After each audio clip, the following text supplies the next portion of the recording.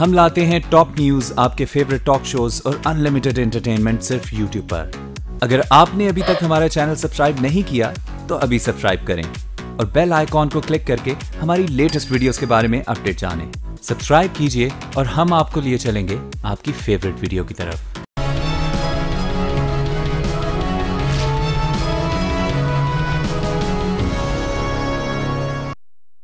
अस्सलाम वालेकुम नाज़रीन, मैं हूं आसमा शिराजी। प्रोग्राम है फैसला आपका। आजकल असम्बलियों के इस्तीफ़ों की बात हो रही है। इस्तीफ़ों के ऐलान भी हो गए हैं। शेख रशीद साहब ने भी ऐलान किया लेकिन वापस ले लिया। असम्बलियों पे और ख़ास करके पार्लियामेंट पे लानतें भी भेजी गई और जो सूरत हाल बनी उसमें उसके बाद आपने एक रिएक्शन देखा जो कि एक PMLN पीपल्स पार्टी का था। वो पार्लियामेंट के लिए था। जो भी जमहूरियत पसंद लोग हैं उनका एक बहुत ही स्ट्रॉन्ग रिएक्शन आया। यहाँ तक कि अब मुतालबा किया जा रहा है कि शेख रशीद साहब को, खान साहब को फिल फॉर इस असेंबली से मुस्ताफ़ी हो जाना चाहिए और जो मराहत उन्होंने ली हैं वो भी वापस करनी चाहिए। खुर्शीद शाह साहब वो वाहिद शख्सियत हैं जिन्होंने PMLN से पहले ही, यानी नून लीग की रिएक्शन से पहले अगर किसी ने बहुत स्ट्रॉन्ग रिएक्शन दिया तो वो कायदे हिज़्ब इख्तिलाफ थे, जो कि पार्लिमानी जमहूरियत पर यकीन रखते हैं। होगा क्या, इस असेंबली का मुस्तकबिल क्या है? क्या वाकई ये असेंबली अपनी मुद्दत पूरी कर पाएगी? क्या वाकई इलेक्शन अपने टाइम पर होंगे? क्या ये लगता है के अंदर सारी असेंबलियां सेनेट इलेक्शन तक बरकरार होंगी? और जो बलूचिस्तान में हो गया है क्या ये नेशनल असेंबली के साथ भी होगा? ये सिंध असेंबली के साथ भी हो सकता है या कहीं कुछ और पक रहा है? पीछे क्या है और होने क्या जा रहा है? होने क्या जा रहा है में जो सबसे अहम पाकिस्तान की, उसमें कायदे हिज़्ब इख्तिलाफ सैयद खुर्शीद शाह साहब भी हैं जो हमारे साथ मौजूद हैं। अस्सलाम वालेकुम शाह जी। शाह जी, पहले तो ये बताइएगा कि ये जो लानत की सियासत और जो पार्लियामान के ऊपर लानत की बात थी, आपने एक वहाँ से ख्यालात थे और आपके जज्बात थे। आपको लगता है कि ये लानत की सियासत ने वाकई, और पार्लियामेंट के ऊपर जो लानत पड़ी है, इससे वाकई पार्लियामेंट के कद में कमी वाकई हुई? नहीं, मैं नहीं समझता आसमा। ये पार्लियामेंट का कद कभी छोटा नहीं होता क्योंकि ये गरीब लोगों की नुमाइंदा एक ऐवान होता है। दुनिया में जहाँ भी है, गरीब से खुशहाली की तरफ आप बढ़े हैं, गुर्बत से, वो पार्लियामेंट है। हमारे यहाँ बदकिस्मती से ये है कि लोगों ने अभी तक पार्लियामेंट के इस स्पिरिट को दिए, सवाए अपने मकासद के, सवाए अपने इक़्तिदार के लिए कि चलो पार्लियामेंट में जाओ तो इक़्तिदार में आओ। दुनिया में ऐसी पार्लियामेंट नहीं है जो इक़्तिदार के लिए सिर्फ वजूद में आती है। वो लोगों की नुमाइंदा एक अदारा होता है। हमारे यहाँ ये रही है कि जो हमारे पार्लियामेंट ने काम किया है वो उसकी तशरीह अवाम तक गई नहीं, उसमें कसूर हमारा है, पार्लियामेंटेरियंस का, सियासतदानों का, कि जो डिस्कशंस हमारी पार्लियामेंट के अंदर हो रही है वो अगर लाइव पब्लिक तक जाए, उनका अदारा क्या कर रहा है, उनके लोग क्या कर रहे हैं, पार्लियामेंट काम कर रही है तो क्या कर रही है, तो फिर ये बातें किसी को कहने की जरूरत नहीं। बेनज़ीर भुट्टो या जुल्फ़िकार अली भुट्टो जैसा लेजेंड किस्म का बंदा, सियासतदान, दुनिया उसको मानती है, वो इस पार्लियामेंट के लिए लड़ा और उसके लिए शहादत पाई। क्यों? उसने दुनिया को देखा हुआ था, दुनिया में बातें की थी। शाह जी, फिर इन लानतों का क्या जवाब था? खास करके वहाँ जब पीपल्स पार्टी मौजूद थी, उस स्टेज के ऊपर शेख रशीद साहब ने लान तान की, इमरान खान साहब ने उसको सेकंड किया। मैं बता रहा हूँ यही कि वो लोग लानतें डाल में नहीं आ सकते, लोगों को बज़दन करते हैं। वो कोशिश करते हैं कि हम डायरेक्ट जब नहीं आ सकते, इनडायरेक्ट वे में हम इक़्तिदार के, क्योंकि पाकिस्तान में ये रवायत रही है। देखिए, मैं आपके प्रोग्राम के थ्रू तो बात कर रहा हूँ, मगर मैंने डायरेक्ट पार्लियामेंट के अंदर भी बात, एहतराम के साथ, मुझे सबके लिए इज्जत और एहतराम है। ये गालम गलोच की सियासत पे मैं कभी यकीन नहीं रखता, पीपल्स पार्टी भी यकीन नहीं रखती। कभी भी आपने देखा होगा कि पीपल्स पार्टी ने कभी भी खड़े होकर किसी को बुरा भला नहीं कहा होगा। अपने ऊपर सब कुछ हमने आज तक बर्दाश्त किया है। आपकी बात बिल्कुल दुरुस्त है। सवाल ये है कि जब ये लान तान हुई, इसी पार्लियामेंट के अंदर तहरीक इस्तेहकाक आती है, वो नहीं आई, आप लोगों ने खड़ा करके जवाब दिए, उनको नहीं किया कि आप इस पे बात करें, उनकी रुकनीत ख़त्म करें, उनकी मरात निकालें, उनको पार्लियामेंट के अंदर उनकी तनख्वाहें चेक करें, उनकी हाजिरियां चेक करें। ठीक है, शेख साहब तो आते हैं, खान साहब के ऊपर तो ये इल्ज़ाम है कि वो आए 2-3 बार। देखें, बात यह है कि वो सारी चीज़ें हुई हैं। सबसे पहले मैंने उठाया, एक रेजोल्यूशन भी आया। एक महजब किस्म की पार्लियामेंट यही कर सकती है। हम जो बैठे लोग हैं उनको गालियां दे, हम रिएक्ट गालियों को गालियों से करें, रिएक्ट अच्छा नहीं लगता मुझे। आपके ख्याल में शेख रशीद साहब को इस्तीफा देना चाहिए?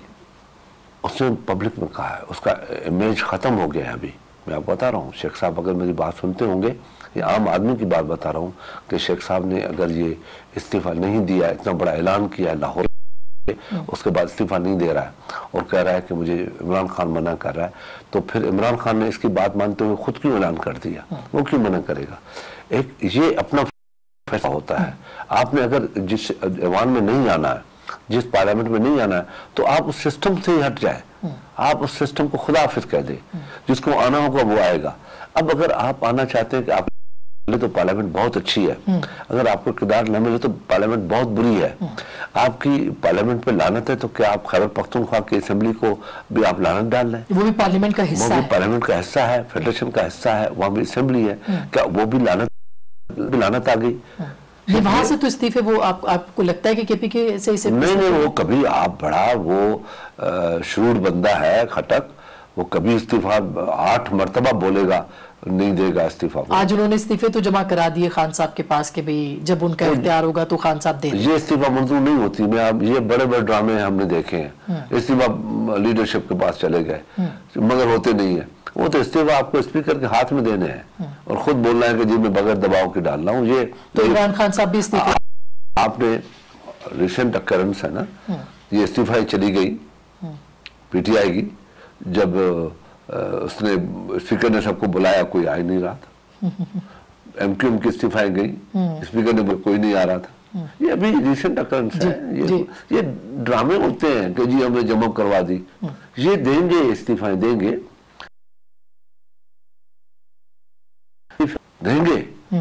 मगर उसका मकसद खत्म हो गया फिर।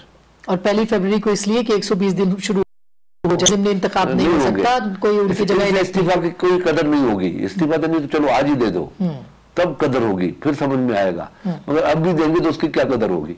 अभी तो चिड़िया चुग गई खेत, तो अब क्या होगा, क्या बचा? 4 साल, 4.5 साल, 5 साल तो होने वाले, 5 साल हो गए। अब आप कहते हो हम इस्तीफा दे रहे हैं, तो 8-10 अभी हिसाब लगा लो, कम से कम टीएडीए मिला के 20 से 22 करोड़ रुपए इन लोगों ने, जिन लोगों ने इस्तीफा की बात की है।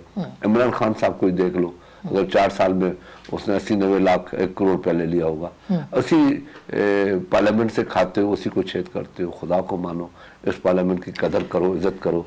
ये पार्लियामेंट है जिसने 73 का आइन दिया, जिसके ऊपर आज कूद रहे हो, बात कर रहे हो, जिसके ऊपर आप अदालतों में जा रहे हो, जिसके लिए किसी को करप्ट साबित कर रहे हो। ये आइन इसी पार्लियामेंट ने दिया ना। जिस थाली में खाते हैं उसी में छेद करते हैं।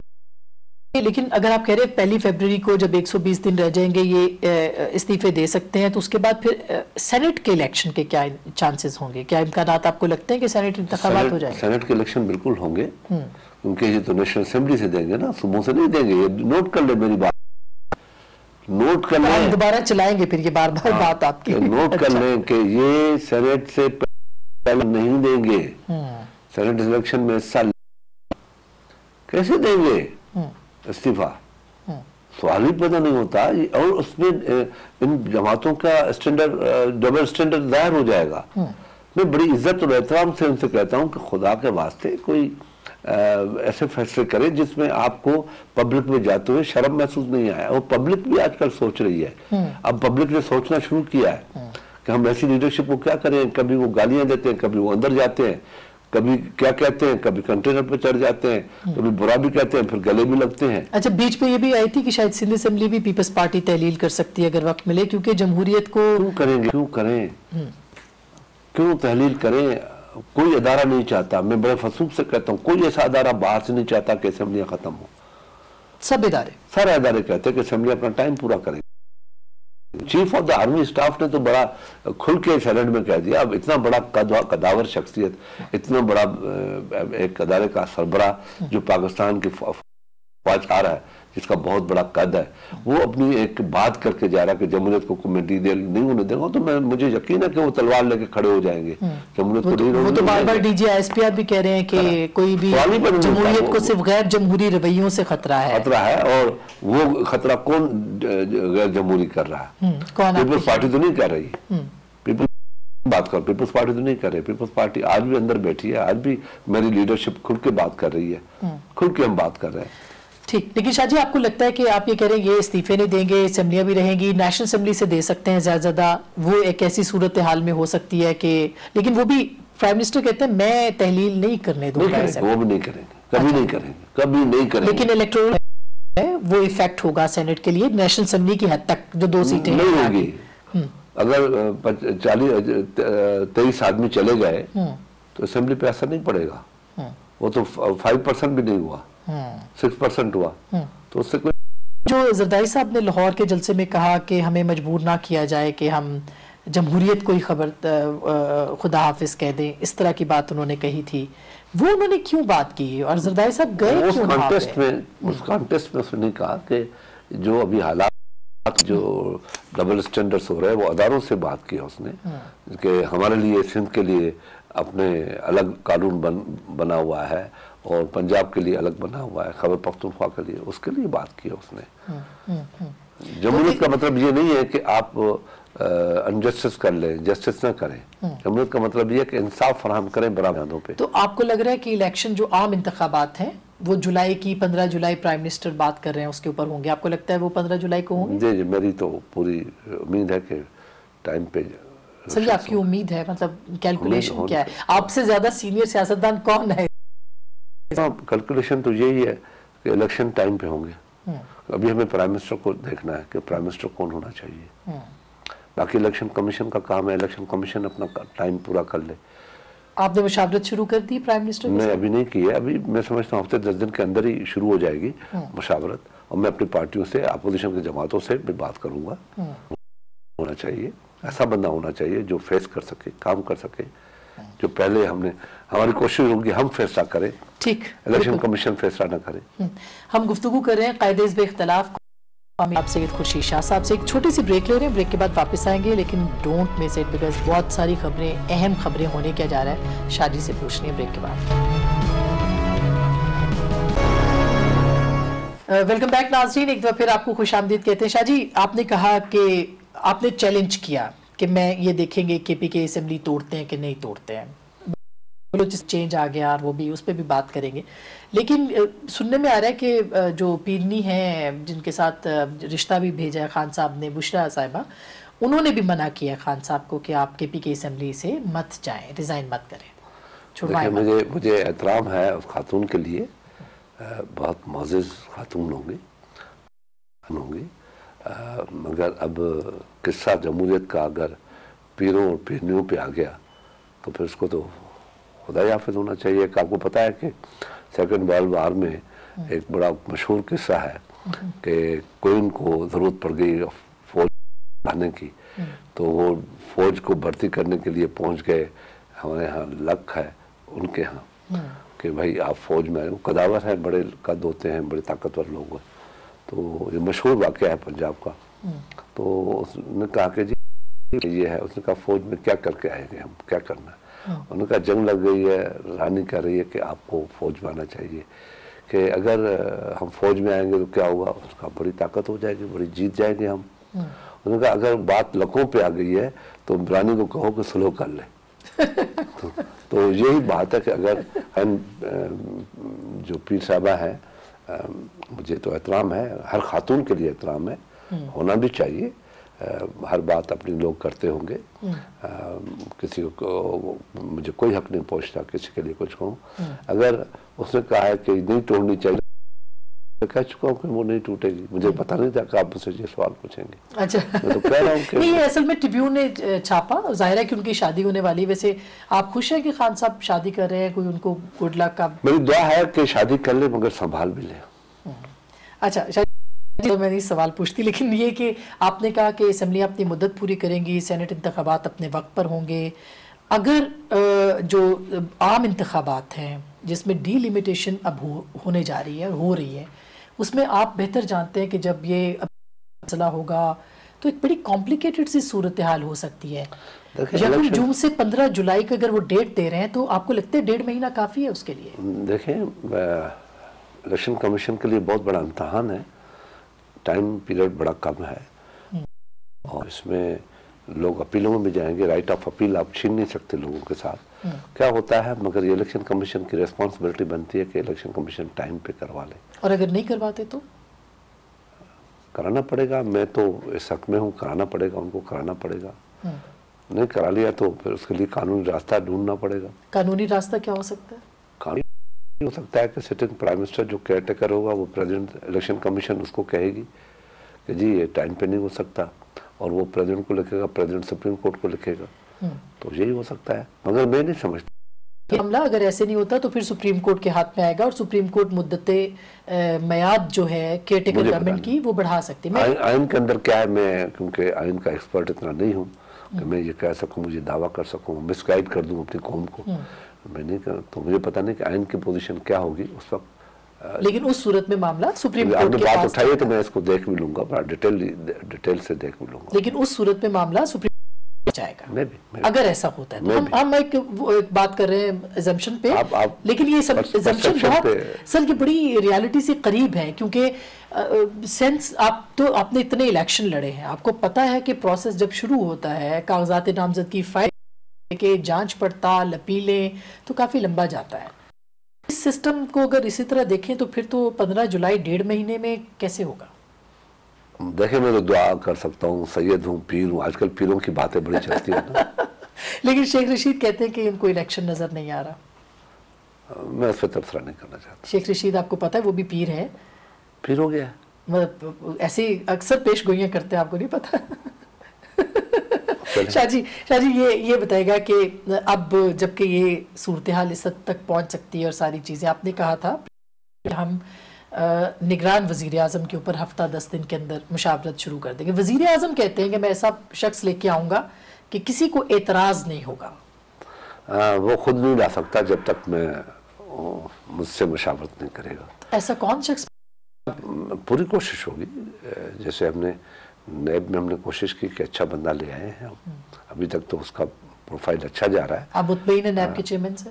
मैं तो मुतमईन, वो अच्छा कर रहा है, मगर अभी बहुत टाइम लगेगा क्योंकि नैब में तो बहुत ऐसे लोग बैठे हुए हैं, पुराने काग जिसको कहते हैं, उसको समझने में टाइम तो लगेगा ना कि बंदा है और उसमें ये नैब है, पकड़ दकड़ कर रहा है। मगर चेयरमैन साहब से ये मैं जरूर कहूँगा इस प्रोग्राम के थ्रू कि जो नीचे उनका सिस्टम है बहुत ख़राब हो रहा है और लोगों का एतमाद उठ रहा है, उसको ज़रा चेयरमैन साहब देख लें। वैसे तो मेरी मुलाकात कभी नहीं होती, टेलीफोन बात भी नहीं होती, आपके प्रोग्राम के थ्रू उसको कह रहा हूँ कि आपका नीचे जो प्रोग्राम है बड़ा खतरनाक हो रहा है और ये कहते हुए मुझे इस प्रोग्राम में शर्म आएगी, इसलिए मैं सिर्फ यही कह रहा हूँ कि ख़राब हो रहा है। अच्छा, आप उससे मुतमईन नहीं है जो सिस्टम है और सेटअप है उससे? शाहजी, इससे पहले कि मैं इलेक्शन के बाद की सिचुएशन पे जाऊँ, चूँकि वो भी बहुत इंपॉर्टेंट होगी, थोड़ा सा बलूचिस्तान असम्बली जिसमें कि जरदारी साहब कहते हैं कि मैंने दुआ की है, वो दुआ भी थी, दवा भी थी, लेकिन पीपल्स पार्टी ने जो रोल प्ले किया है लोग उसको सराह नहीं रहे। देखें, हमारा कोई रोल नहीं है, ना हमारा कोई मेंबर था। अगर कोई हमारे 2-3 मेंबर होते तो आपको आप वाली बात में वजन होता। हमने दुआ सिर्फ इसलिए की होगी, ज़रदारी साहब ने की होगी कि हम हर चीज़ के लिए दुआगो होते हैं कि जो हो वो बेहतर हो, तो जो हो वो बेहतर होगा।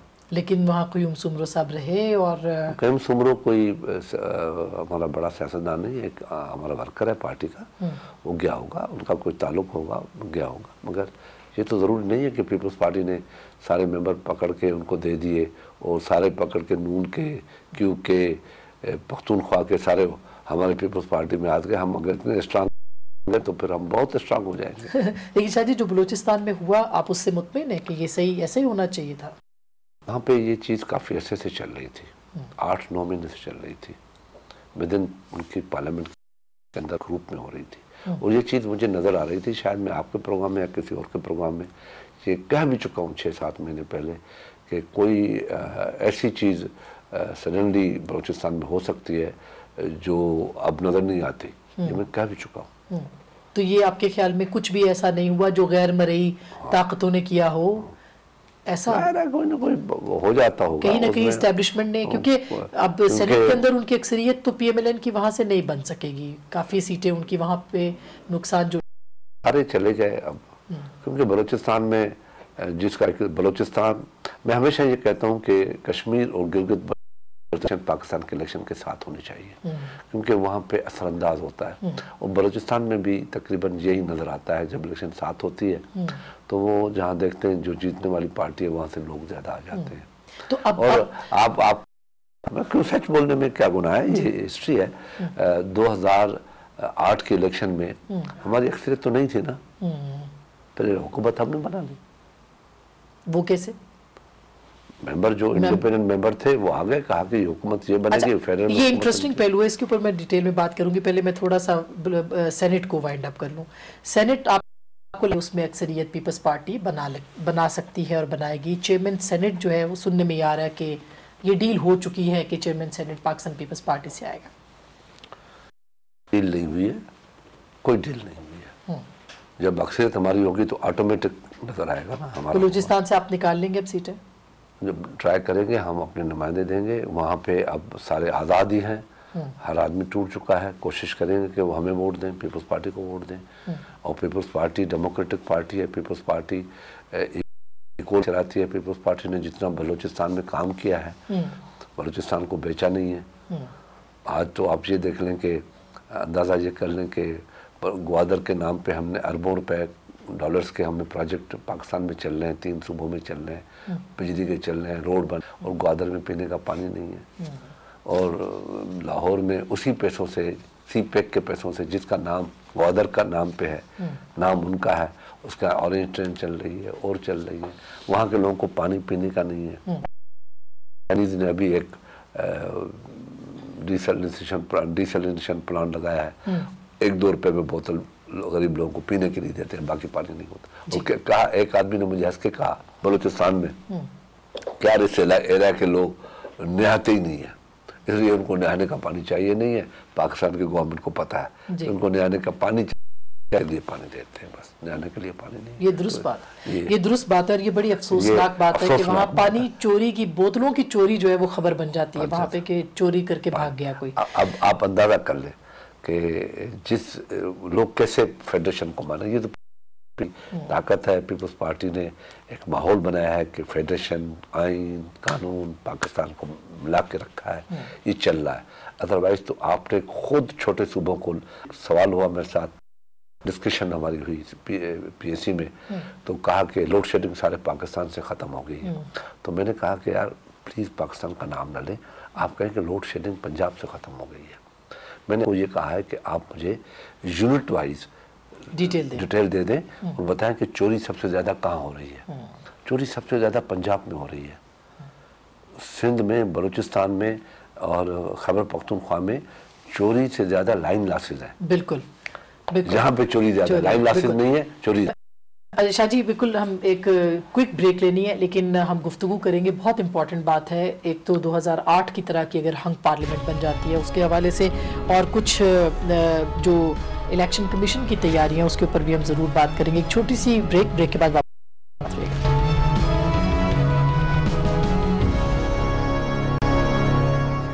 वेलकम बैक नाज़रीन, एक बार फिर आपको खुशामदीद कहते हैं। हमारे साथ मौजूद हैं कायदे हिज़्ब इख्तिलाफ कौमी असम्बली सैयद खुर्शीद शाह साहब। ज़ाहिर है बहुत सीजन्ड पॉलिटिशियन है। शाह जी, आपने भी 2008 की बात की थी, इंडिपेंडेंट्स के साथ मिलके पीपल्स पार्टी ने हुकूमत बनाई। कहा यह जा रहा है कि जो नेक्स्ट इलेक्शन है उसमें भी कोई वाज़ेह अक्सरियत शायद हासिल ना कर सके, किसी की हुकूमत शायद ना बन सके, शायद पीपल्स पार्टी के साथ ना बैठे, पीटीआई पीएमएलएन के साथ ना बैठे, और एक क्राइसिस लाइक सिचुएशन जो है वो पैदा हो सकती है। पीपल्स पार्टी के होते हुए आसमा आपने देखा कि 2008 में हम इलेक्शन जीते हुए थे, मगर फुल अक्सरियत से की शादी, मगर फिर भी हमें 127 सीटें दी गई। मगर हमारी पार्टी में एक विजन भी है, एक सब्र का एक मादा भी दिया अल्लाह ने, सब्र करने का, और हालात के साथ कंप्रोमाइज़ करके चलने का भी हमें अल्लाह ने बहुत तौफीक दी है। हमने 127 सीटों हमने मिल के हुकूमत बना ली। सब कुछ शेयर दे दिया कि भाई तुम पंजाब में जाओ। उस वक्त हमें कहा गया कि क्यू के साथ मिलके हुकूमत बना लो, मगर हमने ये नहीं किया। हमने कहा नहीं, वहाँ अक्सरियत अगर खबर उसमें नून की है तो नून बनाए। बलूचिस्तान में अगर हमारी अक्सरियत आ गई तो हम बना लें, चाहे मिला के। खैबर पख्तूनख्वा में अगर ANP की अक्सरियत है वो बना ले। सिंध में हमारी अक्सरियत है, वहाँ तो एक बिल्कुल वाज़ेह हम बना लेंगे। तो कोई ऐसा मसला नहीं है।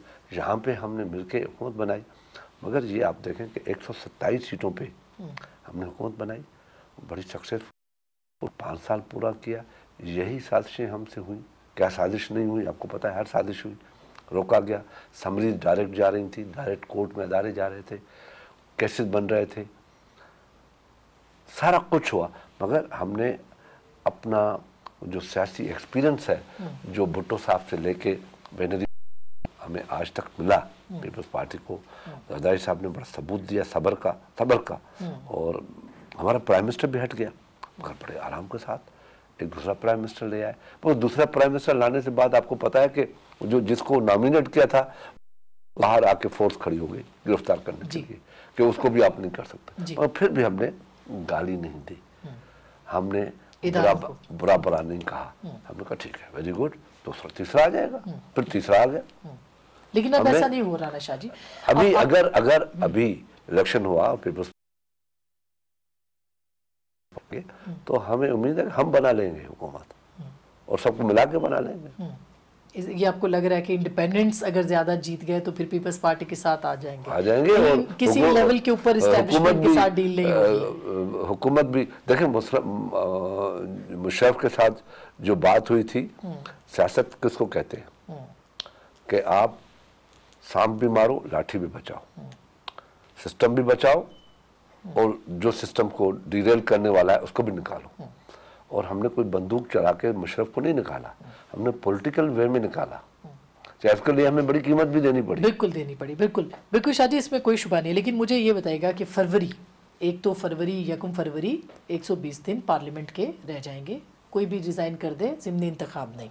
27 और 26 फरवरी जो है हेडलाइन है नैब के मुकदमों की सुप्रीम कोर्ट के अंदर मियाँ साहब की। अगर कन्विक्शन हो गई, मियाँ साहब को सज़ा मिल गई वहाँ से, तो क्या होगा? मैं समझता हूँ कि यहाँ पे नून का इम्तहान चलेगा कि वो अदारे के साथ हैं या सिर्फ पार्टी के लिए बात करते हैं। तो वो तो इदारे के साथ नहीं है इस सूरत। अगर वो अदारे के साथ, पार्लियामेंट के साथ नहीं है, वो ज़ाती अना पे लड़ाई पे चले जाते हैं और फिर लड़ाई से सिस्टम डीरेल हो जाता है, तो उसका कसूर तो नून पे ही होगा ना। जैसे वो उन लोगों ने खुद माहौल बना दिया ना, पहले गालियां नहीं थी, जो कुछ किया। आज बात कर रहे हैं अदारों को जिस तरीके से बुरा भला कहा जा रहा है, और मैं ये भी कहूँगा सच बोलना चाहिए, अदारों को भी सब्र से चलना चाहिए, को भी सियासत में नहीं आना चाहिए। आपको लगता है कि इदारे अदलिया हो या एस्टैब्लिशमेंट वो सियासत में आ रहे हैं? लंबी तकरीरें नहीं करनी चाहिए, अपना काम कर ले, चुप करके फैसला जो जस्टिस होगा वो होगा, ये होना चाहिए। आपको लगता है कि एक मतलब फिर इफ्तिखार चौधरी जैसी सिचुएशन अभी जब प्रोवोक किया जाता है ना कभी कभी जोश में, तो मुस्लिम लीग ने प्रोवोक किया और एक जस्टिस खुल के सामने आ गया और तनकीद भी हुई। नहीं होना चाहिए, सुनना चाहिए। फिर ऐसी चीजें, टकराव का माहौल नहीं होना चाहिए। तो कोई अदारों से टकराव हो जाता है, जो अदारों से टकराव करता है वो खत्म हो जाता है। और अगर कन्विक्शन हो जाती है, नून भी सड़कों पे आती है, पीटीआई भी सड़कों, कादरी साहब ऑलरेडी हैं, आप लोग भी उनके साथ हैं, तो फिर आपको क्या लग रहा है, फिर क्या होगा? देखें आप, हमारा विजन, हमारी सियासत अगर इस मुल्क का बच्चा, नौजवान, बूढ़ा, बुजुर्ग समझता है, हमने अपने दौर में लोगों को कुछ दिया भी। मैं अभी दावा कर रहा हूँ, चैलेंज कर रहा हूँ, मुझे आके बताया कोई कि हमने अपने जो 5 साल में लोगों को क्या डिलीवर नहीं किया भी, और अदारे को सेफ किया, किसी को गाली भी नहीं दी। यानी देखने पीपल्स पार्टी की एक सोच, एक सियासत, एक मोतबर सोच कि भुट्टो शहीद को शहीद किया जाए, हम फिर भी पाकिस्तान मांग रहे हैं। बिल्कुल, इसमें कोई बेनजीर को शहीद किया जाए, फिर भी हम पाकिस्तान मांग रहे हैं।